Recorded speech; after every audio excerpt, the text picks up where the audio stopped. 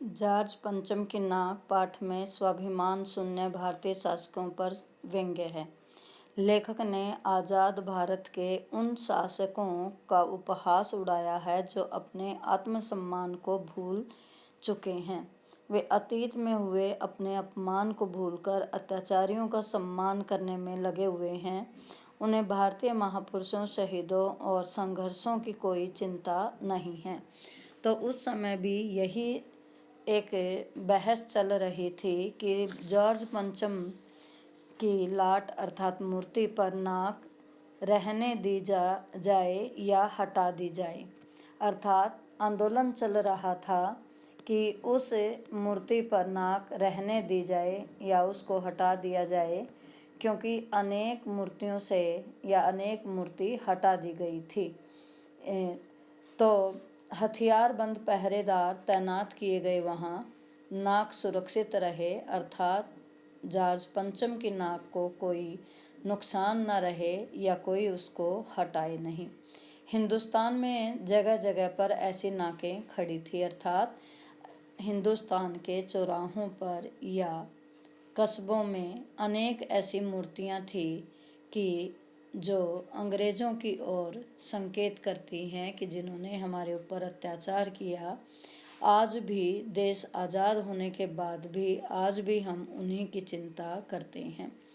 तो लेखक ने व्यंग्य किया है कि हिंदुस्तान में जगह जगह पर ऐसी नाकें खड़ी थी जिन तक हाथ पहुंच गए, सहमति हुई, उन्हें उतार कर अजायब घरों में पहुंचा दिया गया और कहीं कहीं शाही लाटों अर्थात मूर्तियों की नाकों के लिए अर्थात उनके सम्मान के लिए गुरिल्ला युद्ध भी होता रहा, अर्थात भारतीय आपस में लड़ते रहे, क्योंकि एक वर्ग उस लाट की नाक को बचाने में लगा रहा और दूसरा अंग्रेजी शासकों या अत्याचारियों को समाज से, चौराहे से दूर करने के लिए सहमति रही। तभी उसी समय यह हादसा हुआ, अर्थात इंडिया गेट के सामने वाली मूर्ति जॉर्ज पंचम की लाट की नाक गायब हो गई।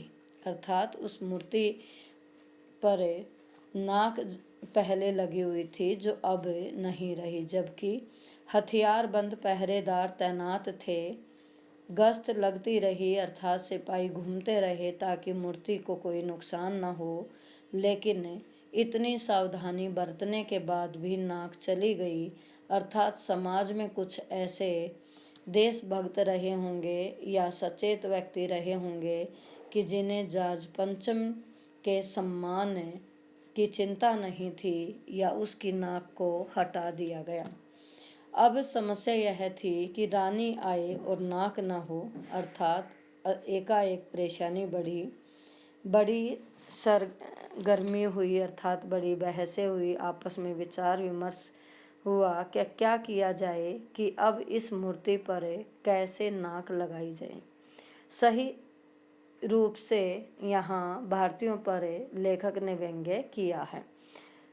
सभी सहमत थे कि अगर यह नाक नहीं है तो हमारी भी नाक नहीं रह जाएगी, अर्थात सरकारी तंत्र या सरकारी अधिकारियों को चिंता थी कि अगर मूर्ति पर नाक हम समय पर नहीं लगवा पाए कि जब रानी आएगी और नाक नहीं रहेगी तो हमारी भी नाक कट जाएगी, हमारा भी मान सम्मान चला जाएगा कि हम जॉर्ज पंचम की मूर्ति की नाक को नहीं बचा पाए या उनके सम्मान का ध्यान नहीं रखा।